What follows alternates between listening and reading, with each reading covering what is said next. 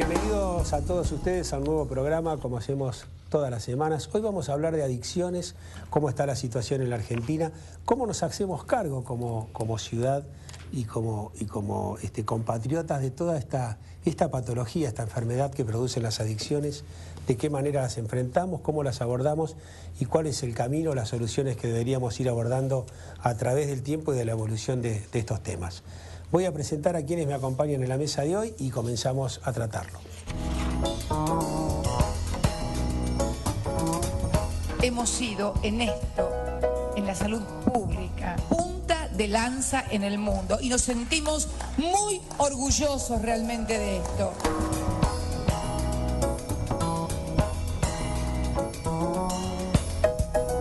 La medicina va a estar para un grupo nada más privilegiado, no tiene razón de ser. Debe ser para quién, para todos.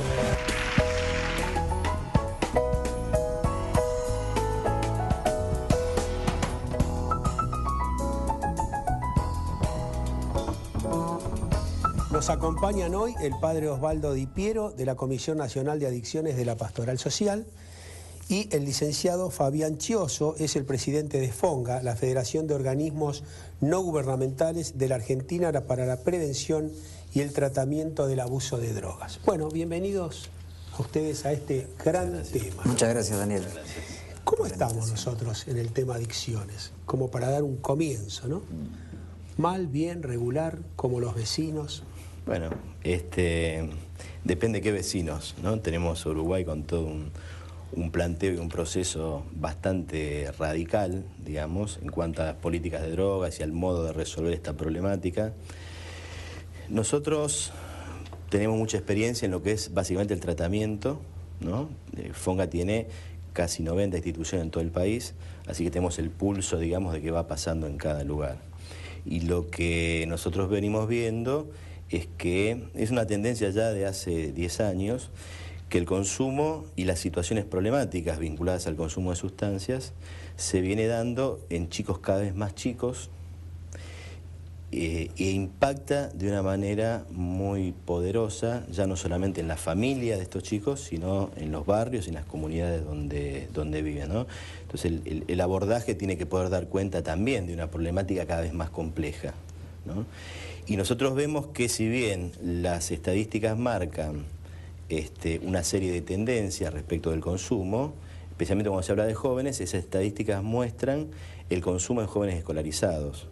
Cuando uno trabaja consumo en jóvenes escolarizados. El consumo de sustancias en jóvenes escolarizados. Cuando uno trabaja con jóvenes que no están escolarizados, los niveles de consumo, la edad de inicio baja muchísimo y los niveles de consumo son muchísimo más altos que la de los jóvenes escolarizados. Pero esa información generalmente no aparece oficialmente, digamos, no aparece como insumo para pensar el problema, ¿no? Así que nosotros venimos viendo que la problemática los jóvenes es muy que compleja. pueden asistir a los colegios consumen menos. Sí. Pese a que uno piensa que el colegio es el centro de provisión, bueno, como mito digo, ¿no? La gente cree que en el colegio es donde se comienza la adicción. Y ustedes ven que en los colegios se consume menos que los chicos que no tienen la posibilidad de acceder al estudio. Sí, en general es así. En general, toda persona que tiene un sistema de contención, empezando por el familiar, que es el más importante, pero después institucional, educativo, de credos religiosos, de organizaciones sociales, de todo tipo, siempre tiene mejor posibilidad de poder salir de las crisis, ¿no? Porque frente a las crisis, una de las salidas falaces, pero es la droga, ¿no es cierto? Un parche. Y eso sí, no es solo estadística, sino lo ve uno. Justamente lo que primero se trabaja con personas así, con chicos, con menores en dificultad, que están fuera del sistema escolar, es lograr una inclusión en ese ámbito, ¿no? Y después nosotros desde la Comisión Nacional, pero también trabajando desde las parroquias, en los ámbitos, ¿no? Yo soy de Avellaneda, pero de la diócesis de Avellaneda Lanús, pero también en contacto con otras del Gran Buenos Aires. Y sí, percibimos que el problema tiene mayor incidencia, que hay una dificultad, se podría decir que creciente, menos a nivel de lo que se percibe, ¿no es cierto? Y hay una preocupación también porque hay una tolerancia social que va creciendo, ¿no? Es decir, bueno, ya está. Dicen, mejor no miremos el tema. Bueno, mejor tuvimos un ministro que dijo que habíamos perdido la batalla, ¿no? Para el que lo escucha dice... Claro, bueno, no se puede. Si Eso, perdimos la batalla, ya... compartimos esa idea, porque claro. absolutamente, ¿no?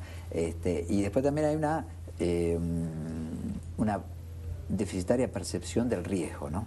Como que, bueno, por ejemplo, la frase clásica, un porro no es nada, etcétera, y viene la cultura canábica, entonces, bueno. La cuestión es que son todas cosas que sí producen mal, ¿no?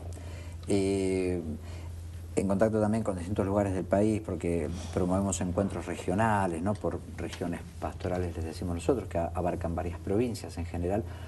Ahora se hizo hace poco una en la Patagonia, el mes pasado. Y también van trayendo estos elementos, ¿no? De la preocupación. Y la preocupación en realidad crece por una cierta detenimiento de los agentes sociales, de las instancias, de las instituciones. Digo esto sin generalizar, obviamente. Hay menos participación. Hay el tema drogas, yo tengo experiencia, por ejemplo, en el interior de la provincia de Santa Fe, ¿no? Que es una zona que no, digamos, una zona de soja, con lo cual hay recursos económicos interesantes.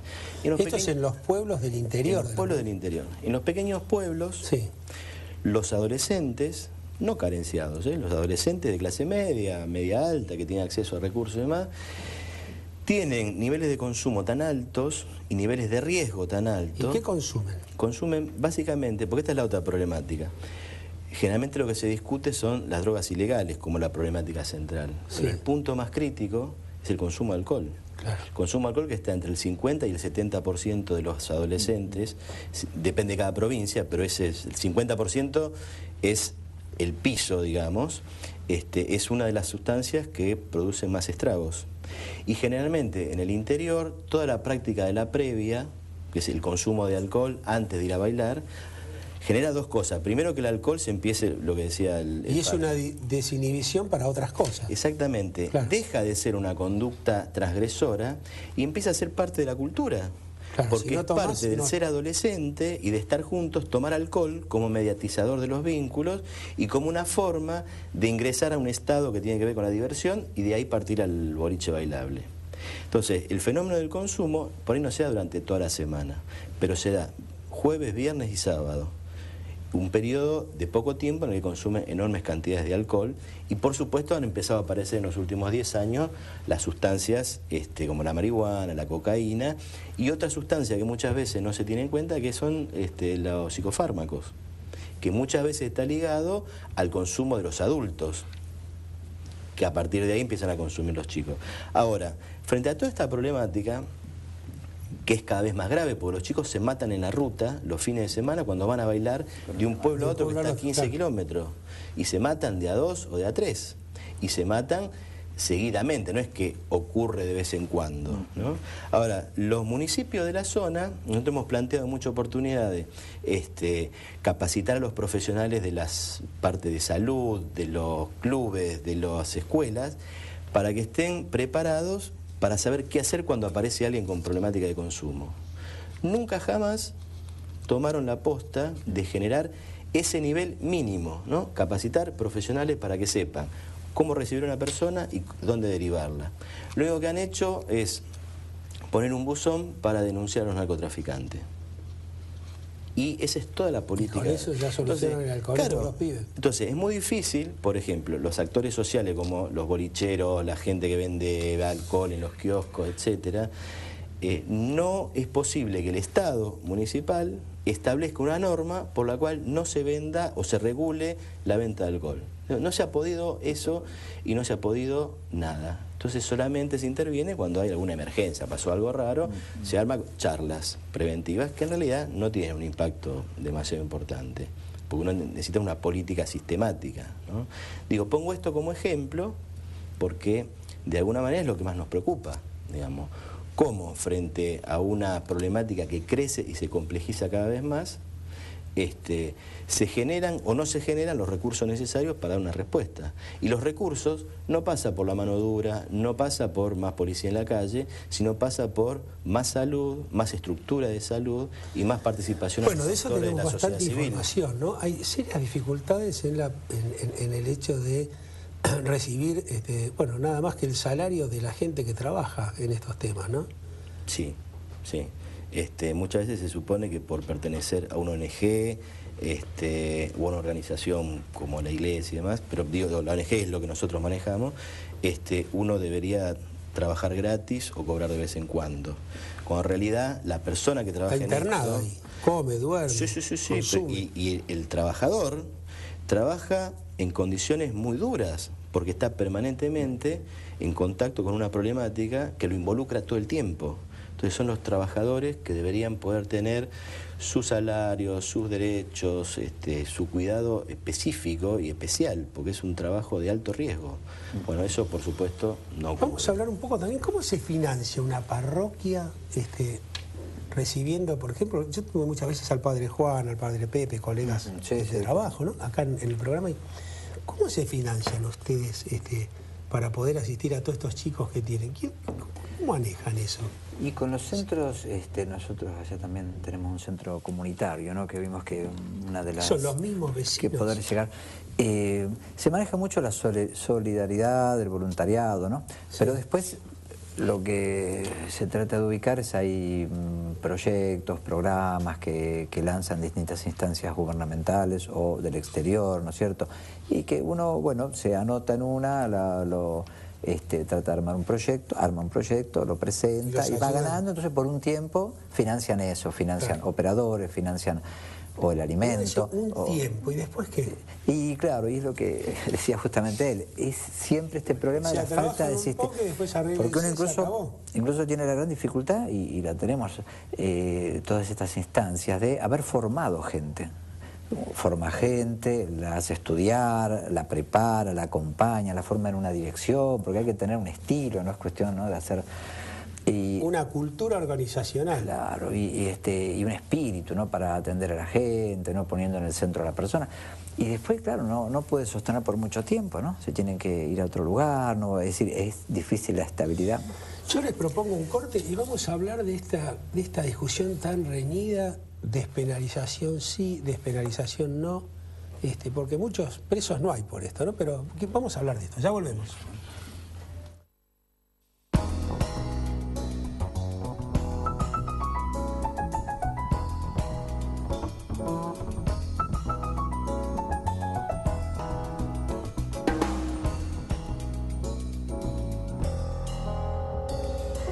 Bueno, un tema que falta terminar de debatirlo, ¿no?, en el país y que está en boga, y es ¿hay que despenalizar? ¿No hay que despenalizar? Algunos dan como ejemplo Uruguay.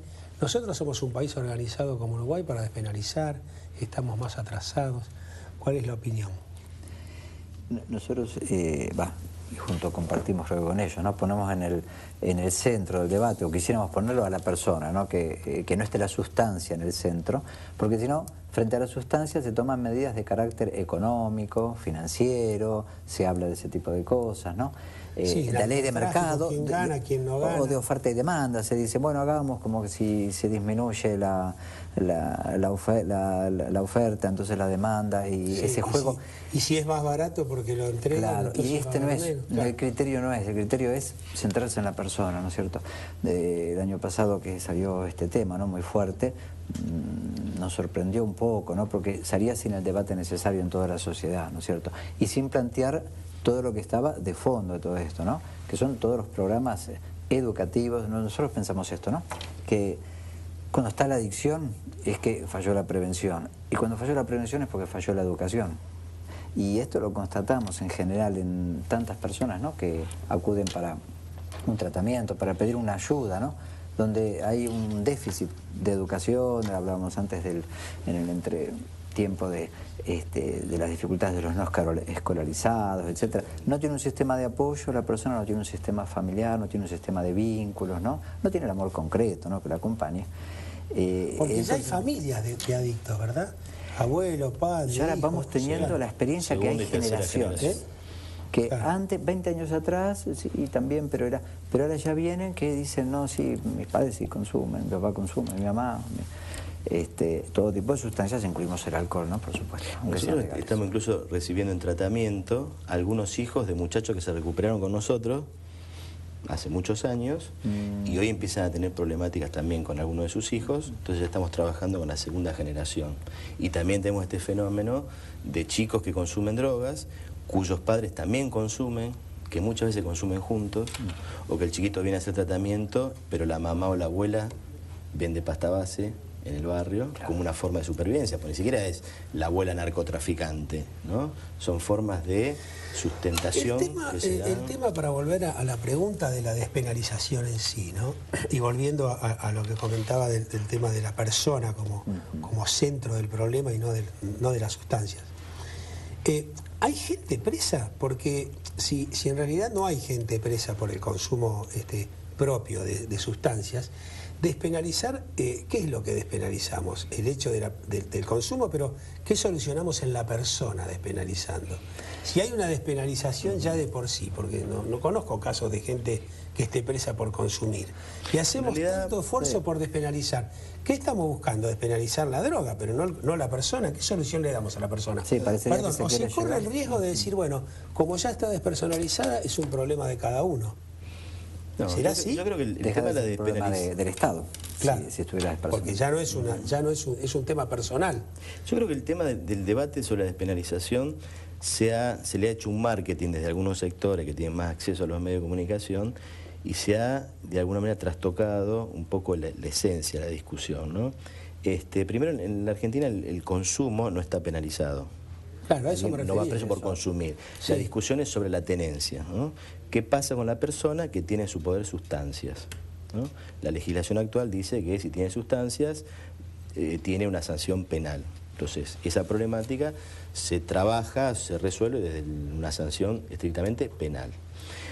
La discusión sobre la despenalización es, ¿qué hacemos con los muchachos que tienen una cantidad de sustancias mínima, si se los va a considerar en los mismos términos que un narcotraficante que tiene una gran cantidad de sustancias? Entonces dice, bueno, saquemos a estos muchachos del ámbito de lo penal e introduzcámoslo en el campo de la salud.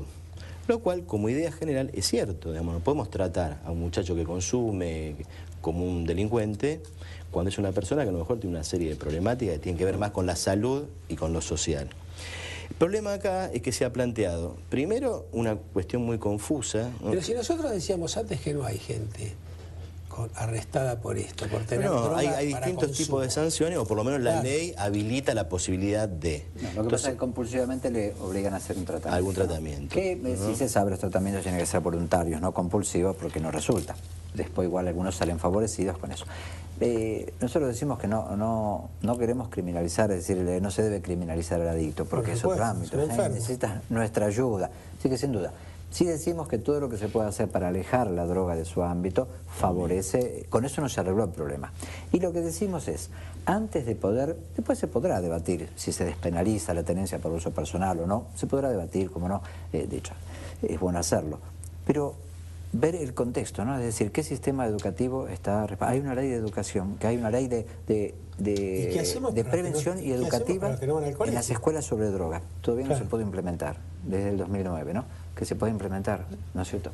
Después, el sistema sanitario, es decir, tenemos gente, porque el que es clase media, entre obras sociales se puede arreglar, pero en nuestras villas o sectores carenciados, gente en exclusión social, ¿no es cierto? Ese que se está drogando va a tener una gran dificultad, porque no va a tener un sistema suficientemente contenedor, un sistema sanitario, social, que lo contenga, ¿no? Entonces, antes del planteo de la despenalización, es decir, ¿cómo acompañamos a la persona, ¿no? El problema es que se planteó la cuestión de la despenalización como la solución. Y en realidad, despenalizar, no despenalizar, es una discusión jurídica que hace a un aspecto muy puntual del problema de la sustancia, ¿no? Claro, de la persona. La discusión seria que no se termina de dar, entiendo yo, en los ámbitos que debería darse, es esto que decía el padre, el sistema de salud que necesitamos para dar cuenta de este nivel de problemática que viene apareciendo y que viene creciendo y que de acá a 10 años va a ser mucho más complejo. Y uno de los puntos de complejidad más alto es que de acá a 10 años vamos a tener un mayor nivel de consumo de sustancias en niños de edades muy tempranas, para lo cual no hay ni dispositivo de salud, ni dispositivo en las ONG, ni capacidad técnica. O sea, nuestras universidades no forman profesionales para trabajar con niños pequeños que consumen drogas. Digo, este es el gran desafío.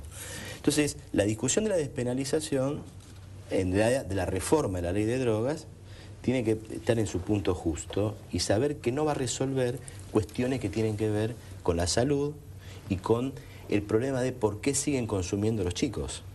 Esa es la verdadera Hay discusión. cosas que se deberían de estar haciendo y que no estamos haciendo. ¿Esto es un problema de la región o es un problema por ahí de cada país que lo encara de manera distinta? No, yo conociendo América Latina, con todo y todo, diría que Argentina tiene una serie de recursos interesantes en comparación con lo que vemos en muchos otros países de América Latina, cuando en realidad el Estado está absolutamente ausente de todo. En otros países. En Argentina el Estado ha cumplido, con todo y todo, una función de facilitar el acceso a tratamientos a la gente que no tiene recursos y que no tiene obras sociales, por ejemplo. El problema es que eso se está poniendo en crisis y nosotros lo que decimos siempre es una política de drogas integral, integrada, integradora, tiene que articular al Estado, tiene que articular a la enorme cantidad de ONGs y de organizaciones de la sociedad que están hace muchos años trabajando en esto, porque si no, no es posible dar cuenta del volumen de gente que de verdad necesita ayuda. Necesita esto. Entonces no tenemos que seguir discutiendo si es el Estado el que se va a hacer cargo, si la ONG, si la Iglesia, todos los actores. Bueno, eso es tienen el que Estado, constituir, ¿no? exactamente. La gente confunde el Estado con el gobierno. Pero claro. Hoy hay algunas interpretaciones de la Ley de Salud Mental que dice solamente el espacio público, solamente los hospitales públicos se van a hacer cargo del tema. Lo cual va, así planteado, primero habla de personas que no saben de qué están hablando cuando dicen esto, porque no conocen la complejidad del tema. Y segundo, que si esto es así, bueno, cómo se transforman nuestros hospitales para que puedan dar respuesta a este tema y qué pasa con toda la gente que ya está trabajando, digamos. Estas son las discusiones que para mí son muchísimo más importantes de si despenalizamos o no. Porque está bien, una vez que despenalizamos, bárbaro, ¿y después qué? ¿Qué hacemos con la gente? Sí, aquí la inclusión es mucho más grande, toca el tema de la familia, la educación, como decíamos antes. Es decir, realmente necesitamos la conjunción de todos los argentinos, porque el problema está muy desarrollado, como hablaba recién Fabián, sobre los indicadores de alcoholismo o de consumo de alcohol en adolescentes, en las franjas, es enorme, ¿no? Y es un problema en ámbitos de trabajo. Es también muy grande, hay algunos ámbitos de trabajo que el consumo es muy elevado. Sí. Entonces realmente la conjunción de todos para poder empezar a tomar el tema que en general la percepción de la gente es escapar del tema. Porque es un tema feo, que a nadie le gusta, es algo que mejor no me meto, no hablo. De hecho, ¿qué pasa en las familias? Vienen con el problema cuando ya estalló. Ya sabían hace mucho que había un problema, pero dice, ¿con esto qué hago? Bueno, yo les agradezco a ustedes muchísimo, primero por ocuparse de estos temas, ¿no? A mí me parece que cuando hay mucha gente que banaliza estos temas o los mediatiza de manera amarilla, muchas veces lo hace por ignorante, otras veces lo hace porque no le interesa, y alguno quizás lo hace porque tiene algún rédito personal. La idea de abordar este tema no es angustiarlo, porque las soluciones no son fáciles, sino es mantenerlo vigente, porque mientras uno entienda que forma parte de una sociedad y la sociedad no son los demás, somos nosotros y los demás.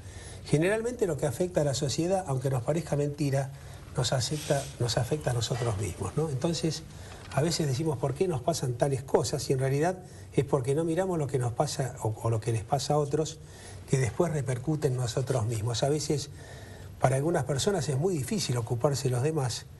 Me parece que como conclusión habría que decir, ocúpese de usted, porque al ocuparse de usted se está ocupando de los demás. No banalice estos temas, porque estos temas se van agravando, nos afectan a aquellos que tienen el flagelo de la adicción, y a usted mismo, aunque crea que es problema de otro, también lo afecta. Así que gracias a ustedes por ocuparse, por mantener viva esta llama. Y quisiera así cerrar con esto. Me recordaba del Papa Francisco cuando estuvo en Río de Janeiro, la Jornada Mundial de la Juventud, que estuvo en el Hospital San Francisco, que está dedicado en gran parte con un pabellón a personas que padecen la adicción, ¿no? Y él decía, bueno, San Francisco de Asís en su tiempo, se convirtió, ya lo sabemos, dice, pero hay un episodio por ahí no es conocido que lo hizo concreto esa conversión cuando se acercó a un leproso, ¿no? Lo abrazó en aquella época, no era curable la lepra. Claro. Y con este contacto inmediato, ¿no? Y allí hace concreta esa conversión que la venía pensando. Y lo llevó también al mundo de las adicciones y de las personas que padecen este mal, ¿no? Que a veces cuesta acercarse, porque dice, ¿para qué me voy a involucrar? Y dar esto, ¿no? Acerquémonos a las personas que sufren, a las personas que padecen. No hay otra solución. Gracias otra vez. Se nos fue el tiempo. Los espero el próximo tema. Hasta la próxima. Gracias, Leandro. Bueno.